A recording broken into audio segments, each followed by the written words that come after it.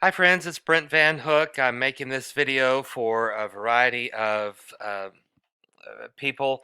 One is my friends at Mission Increase, Ann and Kathy. They direct this area of the country for Mission Increase, and Ann is one I look to, and so I'm going to be making this video for them in order for them to get some insights from them.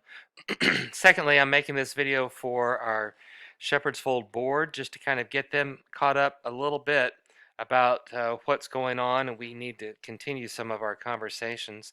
And third, Melinda Hill, who does some part-time administrative work for us for Shepherd's Fold. She's our administrative assistant, does a tremendous job. She and I are talking about a variety of things regarding the advancement of God's work through Shepherd's Fold. So thanks to all three groups, those of you who are part of this, and I want to walk through with you a few things that are on my heart regarding Shepherd's Fold these days. On this page here, I have for you some of the things that have impacted me the most in recent days. One is the book by Henry Nouwen called A Spirituality of Fundraising. Now, I first ran across this through Mission Increase, and I think most of you board members have your copy. Rod, I still need to get your copy to you. But I'd like for, especially pages 14 through 22, for example, this paragraph, fundraising is proclaiming that we believe in such a way that we offer other people an opportunity to participate, and that word has come to me a lot, with us in our vision and mission. Fundraising is precisely the opposite of begging. When we seek to raise funds, we are not saying, please, could you help us, because lately it's been hard. Rather, we are declaring we have a vision that is amazing and exciting. We are inviting you to invest yourself through the resources that God has given you, your energy, your prayers, and your money in this work to which God has called you. So that's just a quick look at one of the books, one of the resources that has impacted me a lot recently. The second is the PEO concept. And board members, you have access, I think you have a login to www.mif.org. And then if you will then type in webinars/webinars and then scroll down to the point where you get the PEO one, that's about an hour long. Now, the honest truth is, not only have I watched this, but then I've also participated in a small group that did a book study. I got kind of extra busy toward the end of that, wasn't able to finish all of my work for that. But it's just now sinking in deeper ways to me about some of the things that Mission Increase has talked about that is sinking in a deeper way. And so I want to talk to you about that today. Another thing that has influenced me is this book, 1 Million Followers. And I sent a copy of this to Melinda. She's been reading it along with me. And frankly, we just kind of read the first chapter or two and then just almost stopped there to say, boy, there's some work we need to do just on this first part. This book was recommended to me by a friend. A couple things from that book have impacted me. One is the story of Taylor Swift. On page 4 and 5, she once did a 13-hour meet and greet session, which turned into 17 hours, where she personally signed autographs for and took selfies with 3,000 fans. She knew that every fan who stood and waited in line to receive an autograph or photo would be a fan and brand advocate for life. These brand advocates would her message, spread and share her music and message with all their friends. And though she ended up physically meeting only 3,000 people, she probably reached about 100,000 people that day. They go on to talk about this guy who helped built a system in which fans could, in their Facebook profiles, turn that into a Taylor Swift fan site in less than 60 seconds. And then here's from the book. It automatically extracted fans' names and photos along with Swift's photos and album covers so they could become their very own fan sites. These fan sites were built on the same technology that they created her website, and yet they could then customize it and personalize it for each fan.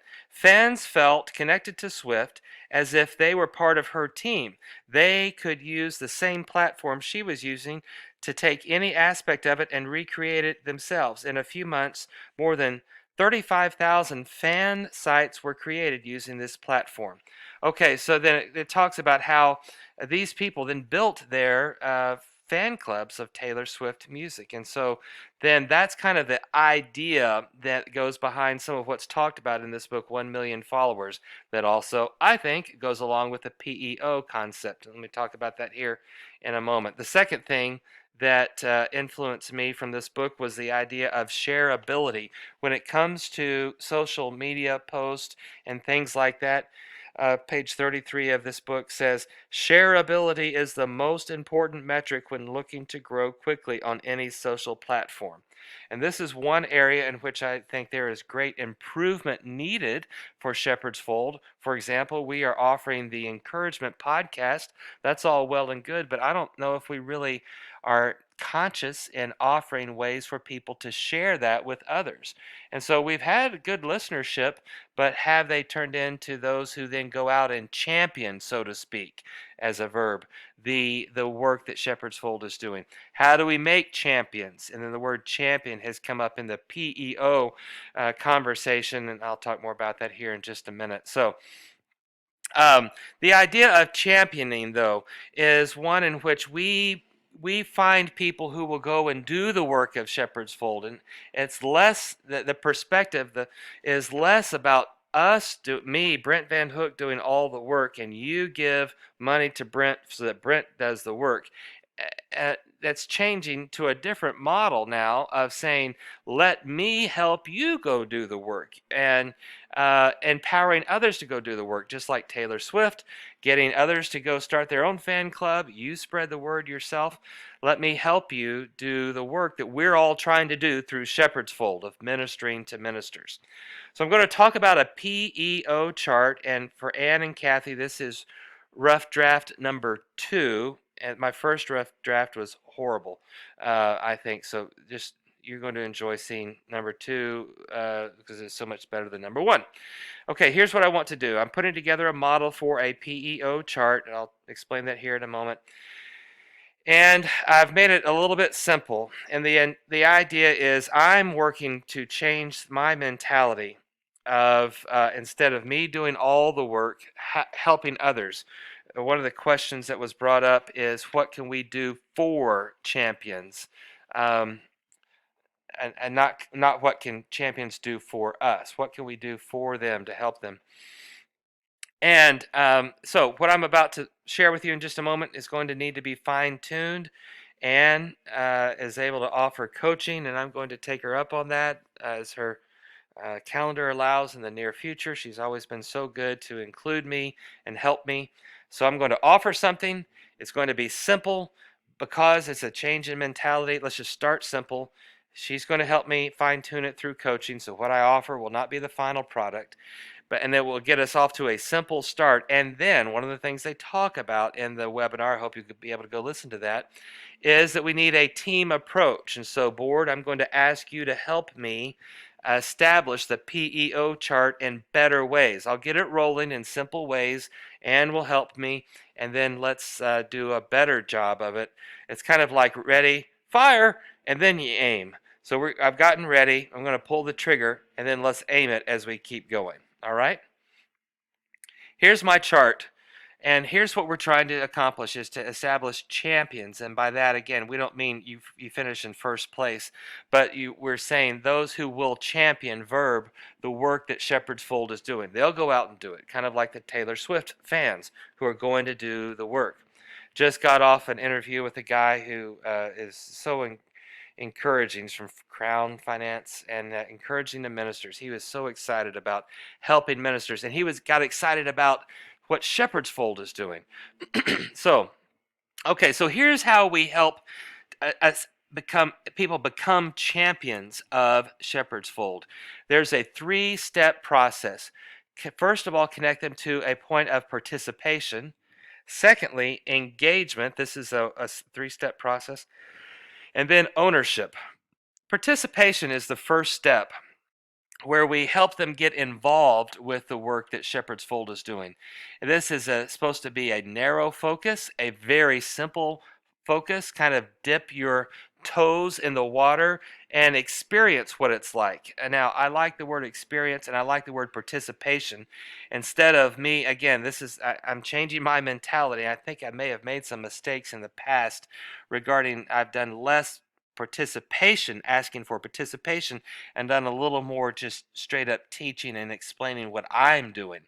So, how do we help people participate in what's happening with Shepherd's Fold? The best way that I can think of is the 1 minute quiz that is being overhauled right now and should be done by later today. We'll give it a couple extra days if it takes a couple extra days. It's really coming together well, where we've taken the research results of our 433-page research project, narrowed it down into 9 questions that are the biggest predictors of the overall well-being of ministers age 65 and older. And then we can take that and give that quiz not only to ministers of all ages, but also I have found that people who have taken it are believers who may not feel a call to clergy work, but yet are believers who want to make a difference with their life for Christ and his kingdom, are being inspired by that. So if we could just get people to take that 1 minute quiz, you're going to get a report card that shows strengths and weaknesses related to the 9 questions from our research that made the biggest difference in the overall well-being of ministers. I think they'll get a taste. See, that's what we're going for, a taste of Shepherd's Fold. Let's just start there. It's simple. There's more that we can do, but I plan to just start there. And Anne, if you'll work with me to coach me up on this. Then we want participants then to be, the next step would be engagement. This is a little more involved. That's the next step. Besides just taking the 1 minute quiz, what can you do? Well, the way we're getting it set up now, this new form of the test, we will have people's email address and we'll have their results from their quiz. So I plan to send a follow-up email to people who take the quiz, ask them to share the quiz, not their answers, but the quiz itself. So it'll be something like, I took this 1 minute quiz, here's how you can take it, and then they can just click and share that on social media, or they'll be able to text it to friends, that kind of thing. And I'll send that information in a follow-up email. I envision putting together group studies based on strengths and weaknesses that people have. Okay, we have 9 questions that are part of the quiz. You can either come out as a strength or weakness for people. And then what if I want to do group studies. I can send an email to everyone who had a strength in the area of, for example, the question, I'm active and healthy, yes or no. I can send an email to all those who said yes. I can send an email to all those who said no. I can say to them, hey, I have a group study coming up on this question. You registered it as a strength, or you registered as an improvement opportunity, and I want to help you through this group event. That would be a form of engagement, I would think. And then third would be a subscription where you could subscribe to this emails or correspondence. I'm saying correspondence because it could be text or emails or postcards. I have those opportunities to correspond to people. And here's what I'm thinking for ownership, and this is where we want a champion owner, someone who is a full teammate with what Shepherd's Fold is doing. Here's my idea. I know it needs some work, but it's a starting point. To have a monthly theme. And so remember now, I've been referring to the 9 questions. There were 9 questions out of 161 on our big research project that we did that are the biggest predictors of the overall well-being for ministers. And so those 9 questions, what if we let one of them be a theme for the month? And that month, it's research-based. We know it makes a difference. We're going to offer activities for ministers. Based on the research we've done, we're going to offer activities. For example, resource gathering. You can say to all those who it was their strength hey, we're going to have a Zoom meeting. You're going to get 30 seconds with the mic, so to speak. And I want you to share what worked for you so that we can help others. Well, I think that would be a good event. A group learning, I talked about that earlier. A resource review where we can say, uh, the book, there's a book that's been written about this topic. We're going to interview the author and we're going to send one chapter for free to anyone who joins us for our Zoom call or meeting where we review a resource. We can do an interview, as I said, with an author and then questions and answers. We can have a panel discussion. We can do a prayer meeting. We can do group projects, service projects, continuing education, and more. Now, these are lots of ideas, but I'm thinking of activities for ministers based on a theme, have a theme of the month. And so that's the activity. So we could say, if you want to subscribe, right over here, if you want to subscribe as I don't know if the word will be partner or friend of Shepherd's Fold, we're going to provide you, now we're using terms in-house, these owner champions, we're going to provide you with two things. One is a monthly overview to tell about the theme that we're going to concentrate on for this upcoming month. And we're going to share with you how you can, these 5 things: pray, serve, learn, give, and share.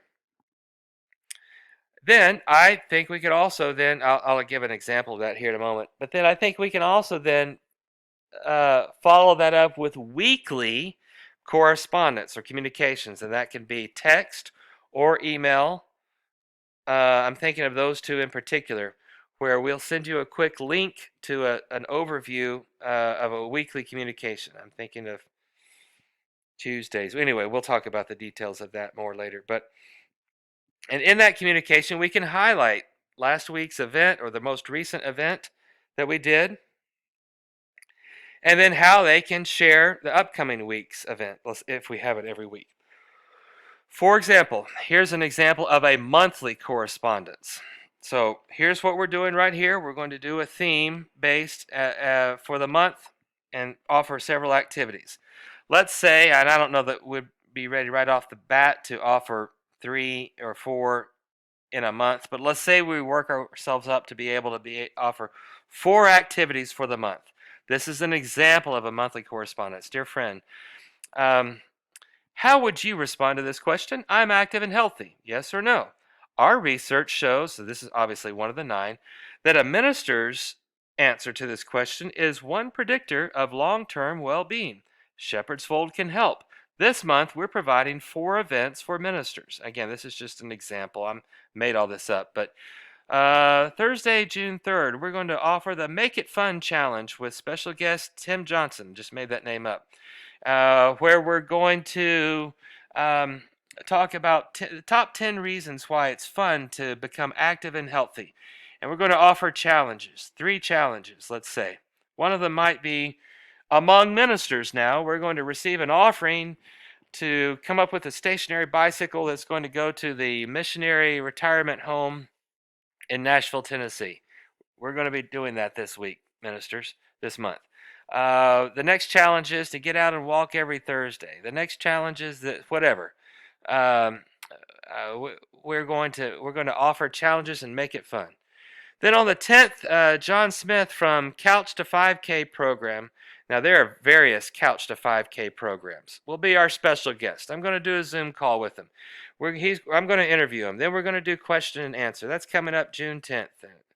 And then the next is the Share What Works for You online party. We're going to do that on the 17th. And every minister who or friend of Shepherd's Fold, for this has helped you found a way to be active and healthy, share what you've done. Share your diet plan. Share your hobbies. Tell about what you're doing, and we'll put together a big old resource list. And then on the 24th, we're going to have a panel discussion with Doctors Jones and Brown and Sawyer. Again, I just made all this up. And and you can ask them questions. Melinda, I'm wondering if you could be like a moderator for that, and I'll talk to you about that more later. And then at the end of the month, we're going to do a live presentation of a stationary bicycle that we're donating to the Missionary Retirement Center in Nashville, Tennessee. That kind of thing. So, and then I would say in this monthly correspondence to these friends of Shepherd's Fold, through your weekly through your we're going to be connecting with you this every week. And we're going to help you celebrate the previous week's events through our report every week. We're going to do that, and then we're going to help you share these events with your pastor friends.